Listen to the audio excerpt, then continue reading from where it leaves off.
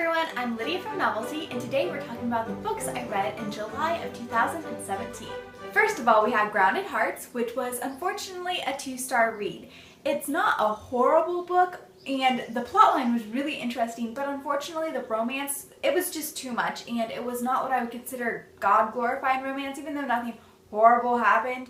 Hiding from the Kids in My Prayer Closet. This is a nonfiction read, and yes, it is a parenting book, and no, I am not a parent, but I find these books to be really intriguing. So this one got 3 stars, and there was so much information that was good in it, and I really liked her style. Her style of writing was completely intriguing and just drew me right in, but there were some things I didn't exactly agree with, which yes, I know I'm not a parent, but I can still disagree with some stuff. And it was more the way she talked about certain things than her parenting style. So yeah. High as the Heavens. This one blew me away because I wasn't sure if I would enjoy it or not, because it is actually by an author whose book I really disliked, her first book I disliked. And yet I was amazed because this one is World War I and it's about espionage. It got 4 solid stars, although like the first half of the book was more of a 5-star read and the second half was more of a 3-star read, so that's where it evened out to 4 stars.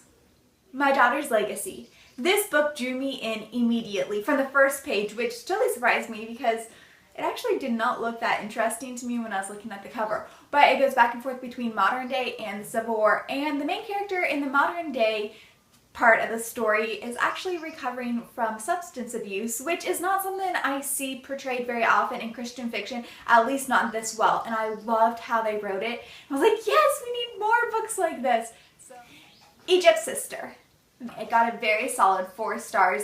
And the world building was absolutely amazing. The characters were well developed. I felt like I had been plunged into the Egyptian world, and that just made me want to study Egypt all over again. And I really appreciated getting to be immersed in that world and that culture, but without having too many details of the horrible things that happened, because yes, they talked about it. Oh yeah, this person just killed their sister, like, because that's what the kings and queens did back then, so that they didn't have rivalry to the throne, which is horrible, but it's history, and thankfully they didn't like dwell on it or make it gruesome, so I appreciated that a lot.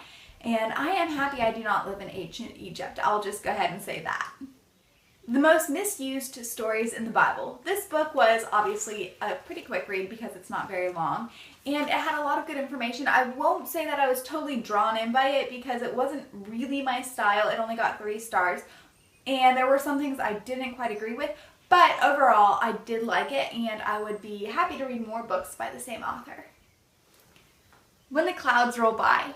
This book I read as an ebook on my way to Montana, and it was also a book about substance abuse. Now that I stop and think about it, it was about soldiers who were returning from World War I, and the main character had been engaged to this guy who was addicted to morphine, and that was because he had to have amputations and also was suffering from really bad shell shock, and so he was like traumatized and trying to escape. So they portrayed that really well, and I appreciated how they did it. It had more romance than I would have liked, so it only got 3 stars, but it was an interesting plotline. Boy Crazy, How I Ended Up Single and Mostly Sane. This book I wanted to read because I love the author's other book, and this book did get a solid 4 stars, although there was a vast amount of stuff I did not agree with.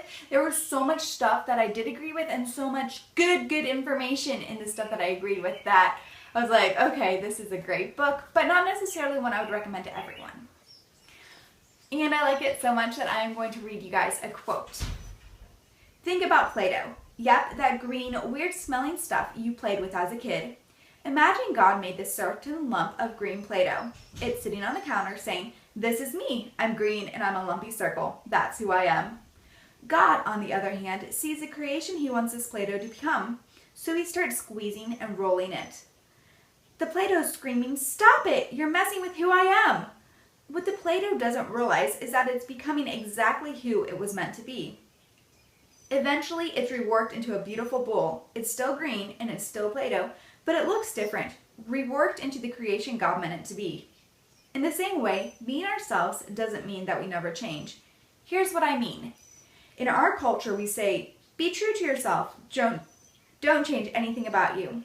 But being yourself actually means that we are open to change as we allow God to mold us into the person He wants us to become. We don't always know who that person is, just like the Play-Doh didn't know that it was being turned into a bowl, and that shaping process is never finished until the end of our lives. So we must ask Him for a glimpse of who He's made us to be, and the flexibility to allow Him to shape us into who He wants us to become. I stand at the door and knock. This book is by one of my favorite authors, which would be Corrie ten Boom, and I read it, I don't know, sometime last year, and I reread it this year because it's just a really great book and has a whole lot of good information.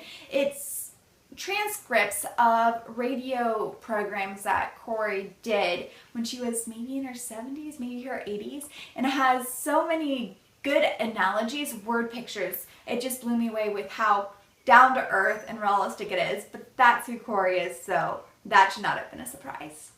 Evoking Emotion. This book only got 3 stars because even though it had a whole lot of good information, I didn't exactly appreciate the examples that the author used to describe how to evoke emotion, so that took the book down for me some.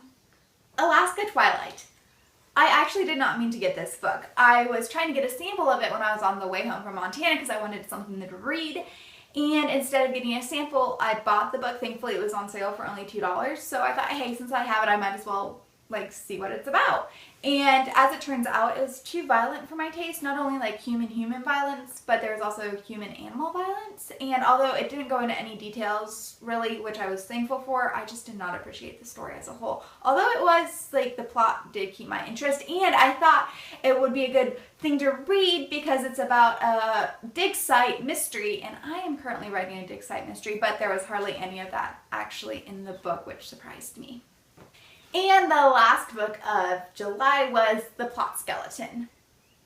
I really liked this book because it makes sense to me. Plots do not generally make sense to me, plotting as in how to write a book.